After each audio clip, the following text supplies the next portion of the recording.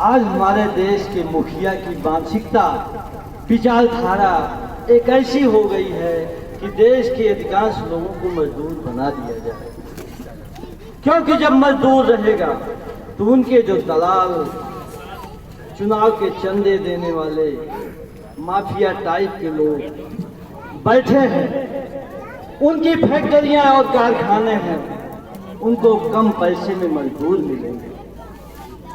अगर हमारा समाज पढ़ लिख करके होनहार होगा, योग्य होगा, तो उनके यहाँ मजदूरी करने के 10-15 हजार 20 हजार से नहीं जाएगा, वो कंपटीशन ज्वाइन करके उन पर हुक्म चलाएगा।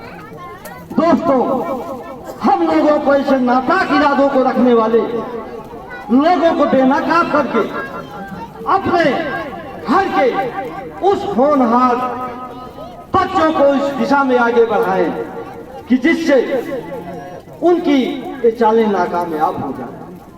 क्योंकि आज अपने देश में ऐसी नीति चल रही है कि अभी तक हमारे यहाँ उच्च और मध्यम और निम्न वर्ग के लोग रहते थे, 3 श्रेणियों में थे। लेकिन आज ऐसी मानसिकता बन गई है कि मध्यम वर्ग को खत्म कर दिया जाए।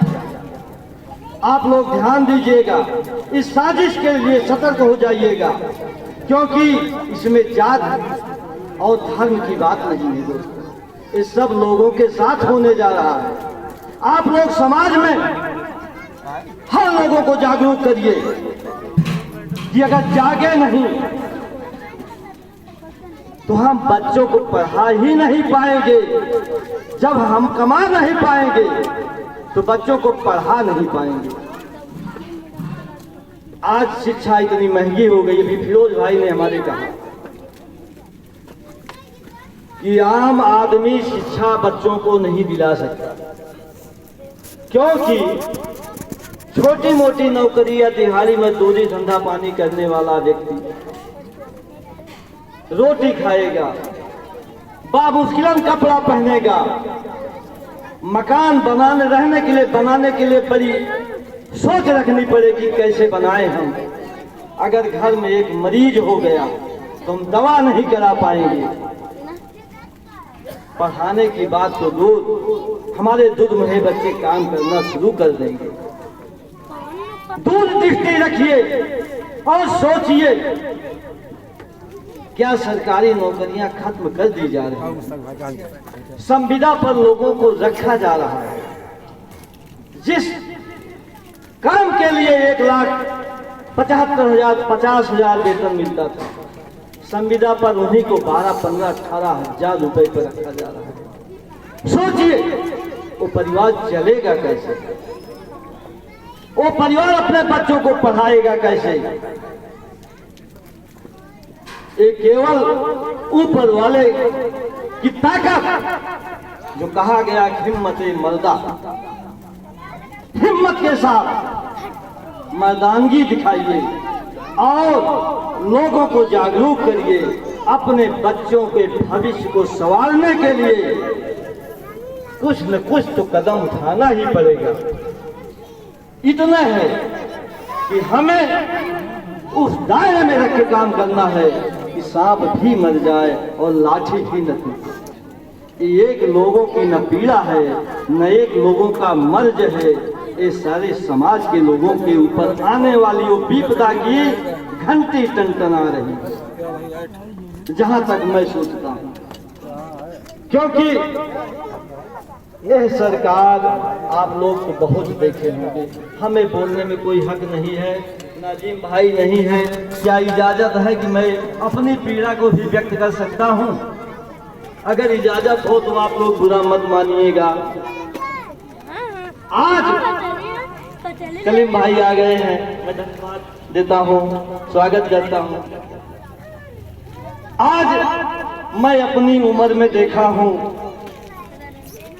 कि क्षेत्र में जनता के लिए, समाज के लिए अगर किसी पार्टी ने, किसी नेता ने काम किया है तो माननीय मुलायम सिंह समाजवादी पार्टी ने किया।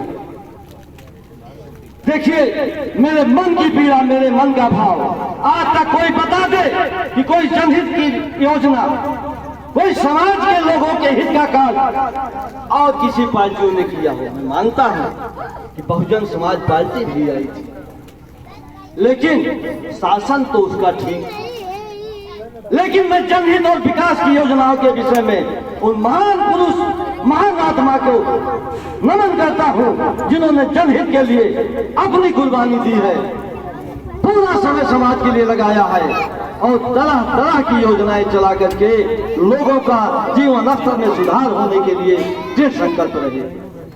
दोस्तों, आज की सरकारें उन्हीं की योजनाओं का नाम बदल के काम कर रही हैं, जो अन्य तरह के काम थे उनको घटा करके लोगों की इनकम को खत्म किया जा रहा है। और उसका एक उद्देश्य है कि शिक्षा न मिलने पाए होनहार बच्चों को। जो ये फुलवारी में छोटे छोटे फूल की कलियों को हम लोग रोपित किए हैं, अगर इनको समय समय पे इनको दाना पानी दवा खाद नहीं मिल पाएगी तो फुलवारी महकेगी नहीं, वीरान हो जाएगी। दोस्तों, बहुत दूरदृष्टि से हम लोगों की इनकम को खत्म किया जा रहा है, जिससे हम इन बच्चों को शिक्षा न दे सकें, और शिक्षा नहीं देंगे तो मजदूर बनेंगे, और मजदूर बनेंगे जिनके चाहे तो दलालों और फंडिंग करने वाले लोगों की फैक्ट्रियों में बहुत कम पैसे में मजदूर मिल जाएंगे, और लूट करके ये लिखा जाएगा कि देश के कैसे नंबर के उद्योगपति बन गए। दोस्तों, मेरे रहमान भाई का इशारा हो रहा है, ठीक है, लेकिन मैं पीड़ा झेलता हूं तो पीड़ा कभी कभी निकलने लगती है।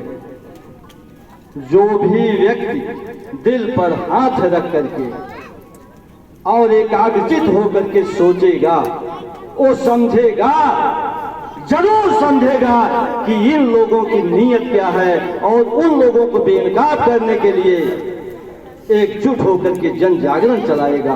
दोस्तों, जिससे मेरे बच्चों का भविष्य सुधर सके और उनको शिक्षा मिल सके, हम उनको पढ़ा सकें। और मैं अपनी बात को विराम देना चाहता हूं, क्योंकि मुझे तो उतने समय के लिए कहा गया था जिससे हमारे इस महफिल की शान माननीय साहबजादा करीम जी ना आ जाए।